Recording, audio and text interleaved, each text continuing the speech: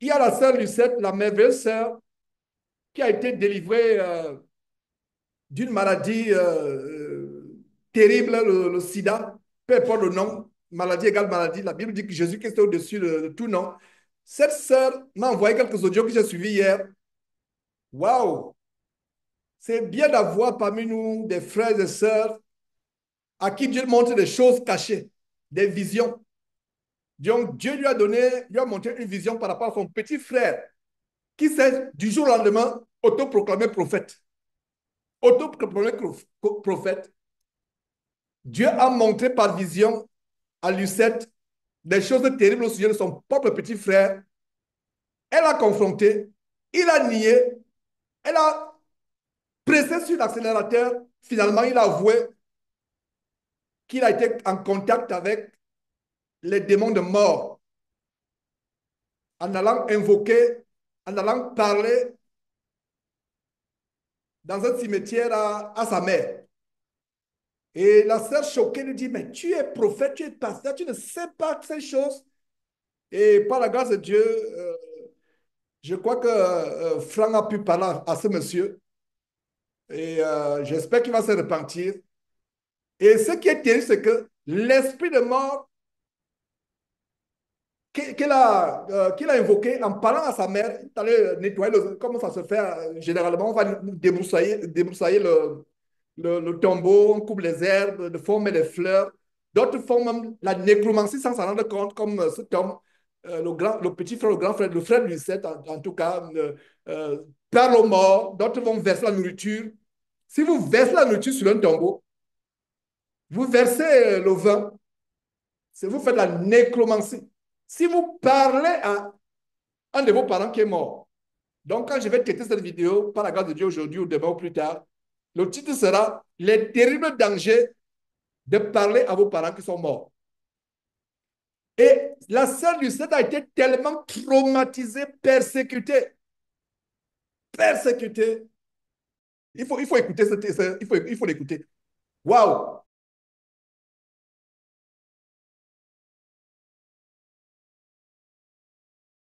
Bonjour, bonjour, bien-aimés dans le Seigneur. C'est la sœur Lucette. Vraiment, je fais cet audio pour édifier le peuple de Dieu. Peut-être qu'il y a des personnes qui vont se retrouver dans mon témoignage dans la suite. Donc voilà, je vais essayer de parler un peu plus vite et voilà, aller droit, droit au but, comme on dit.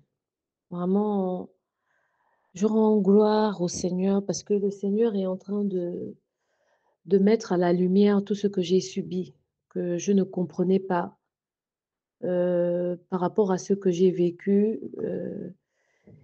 Pour ceux qui ont écouté mon témoignage sur la délivrance, du VIH, hem, je vous ai parlé j'avais parlé au frère Franck et à certains frères et sœurs, comment j'ai dû quitter, Angers, la province par rapport, aux phénomènes, paranormaux que je vivais dans la maison, c'était devenu vraiment terrible, terrible. Je dirais, j'ai dû en quelque sorte fuir. C'était des pressions.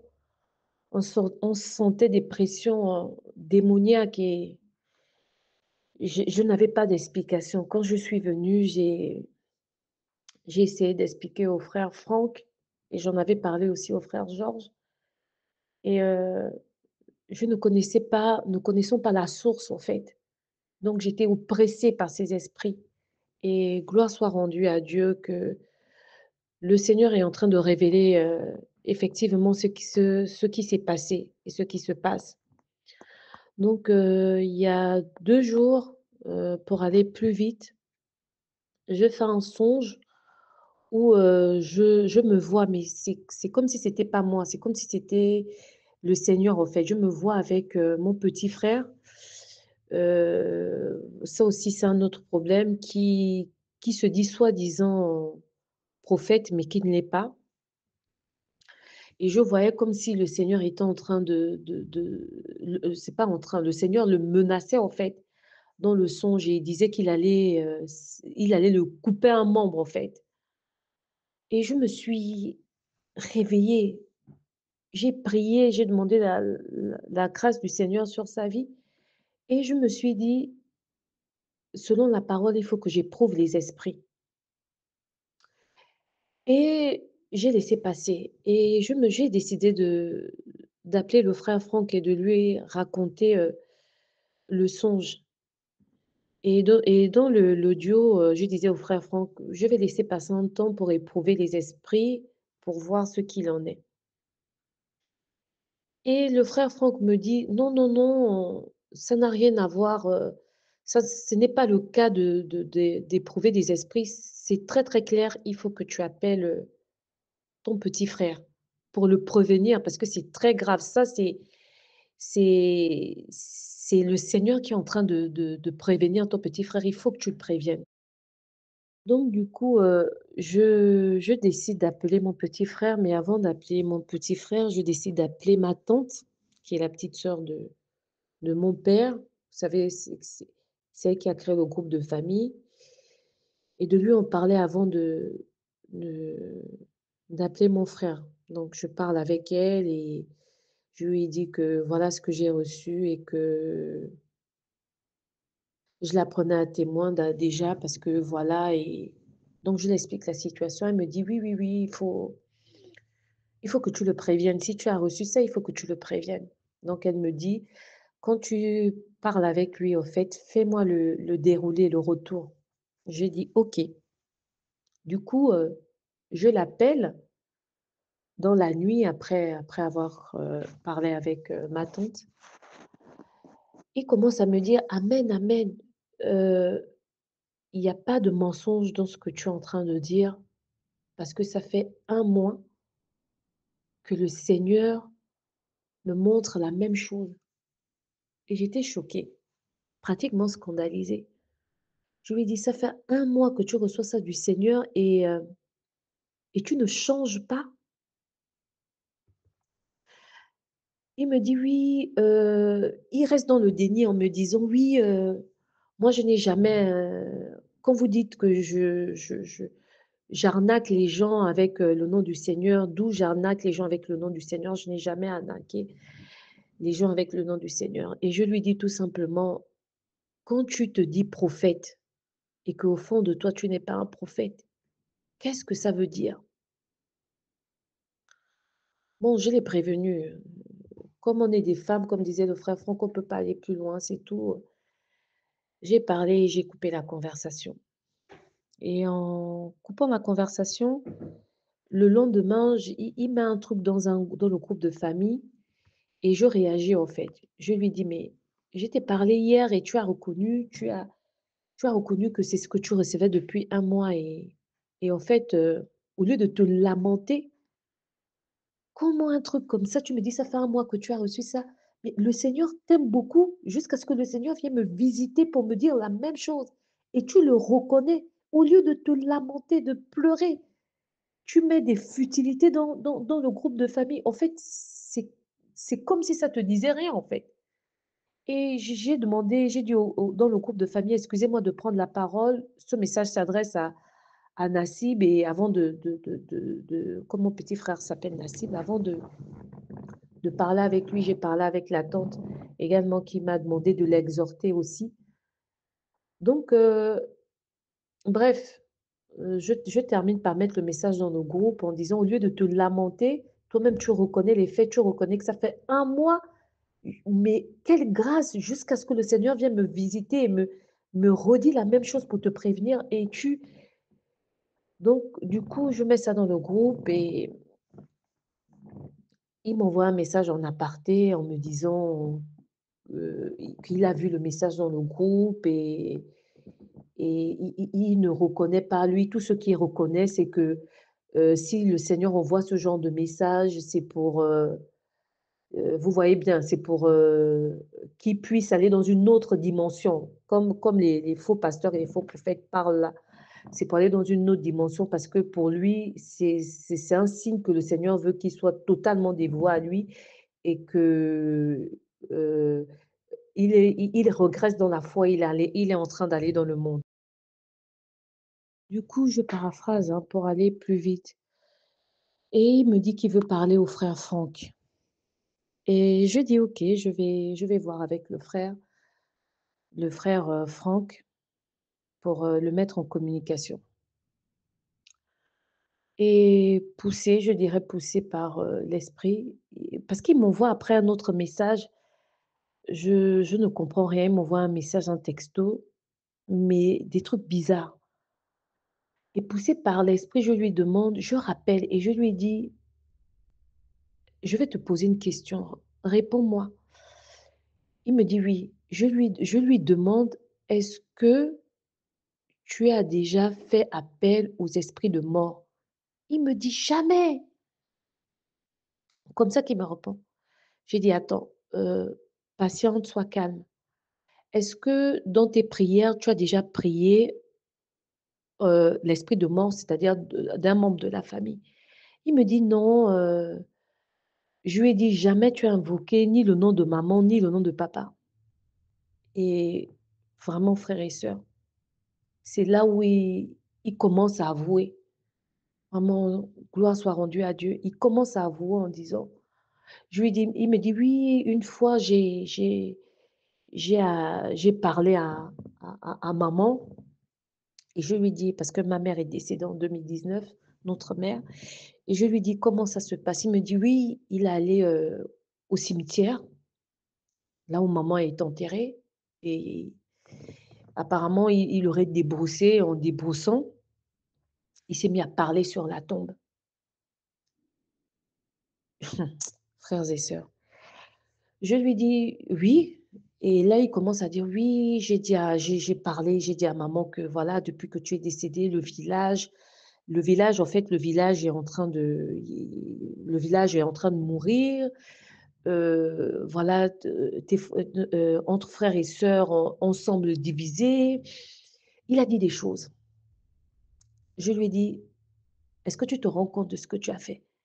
Il me dit, mais j'ai fait, et vraiment poussé, je lui ai dit, et depuis que tu as fait ça, qu'est-ce qui se passe? Mais poussé vraiment par l'esprit, il m'avoue, il me dit, depuis qu'il a parlé comme ça, tous les jours, pratiquement tous les jours après ça, il a commencé à voir notre mère dans les rêves, qui est en réalité un démon. J'étais scandalisée, j'étais choquée. Je lui ai dit, oui, oui, j'ai commencé à voir maman dans les rêves et ce qui se passait, c'est qu'elle venait me chercher tous les jours pour faire du shopping et des fois on visitait les pays. Et c'est là où j'ai compris. J'ai compris parce que je lui ai dit à quel moment ça s'est passé. Et le moment où ça s'est passé correspond à la période où moi j'étais persécutée.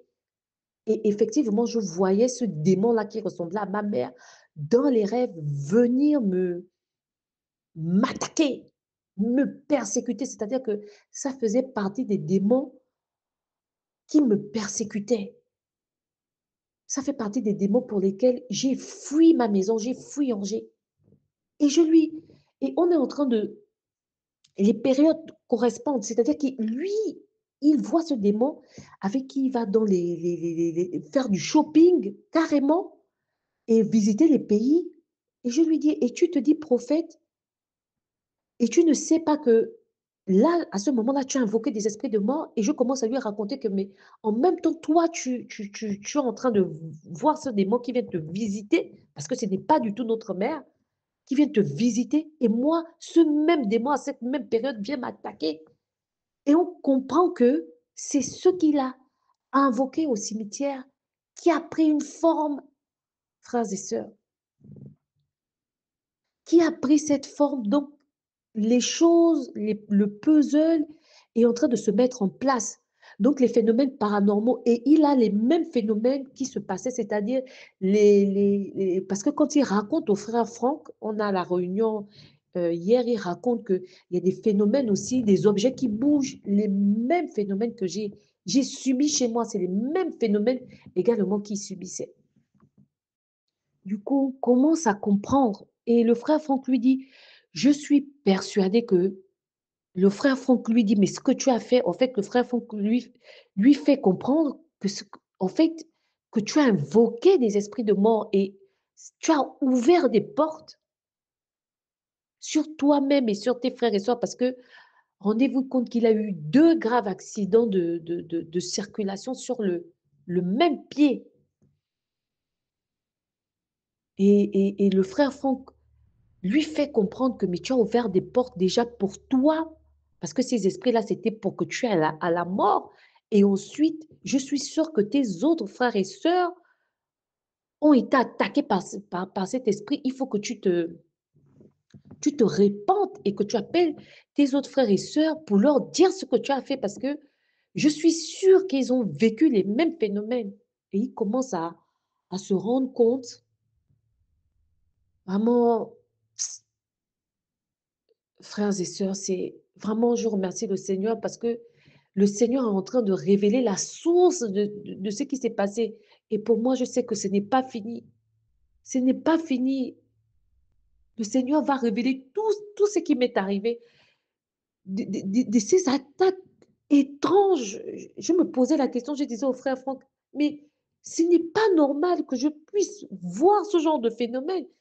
Je n'ai jamais signé un pacte, je ne suis pas dans une confrérie de sorcellerie, je ne suis jamais allée. Qu'est-ce qui ne va pas? Qu'est-ce qui ne va pas? Comment c'est possible? Et voilà le Seigneur en train de dévoiler la source de ces choses. Et j'ai dit au frère Franck, je suis sûre que ce n'est pas fini. Parce que ce que j'ai vécu, frères et sœurs, comme je disais dans mon témoignage, que je parlais au frère Franck et au frère Georges, mais dans l'intimité, les attaques étaient majorées. Vraiment que Dieu, que je loue le Seigneur, que grâce et gloire soient rendues à notre Seigneur et merveilleux Jésus-Christ et à notre grand Dieu qui est en train de révéler les choses qui étaient cachées.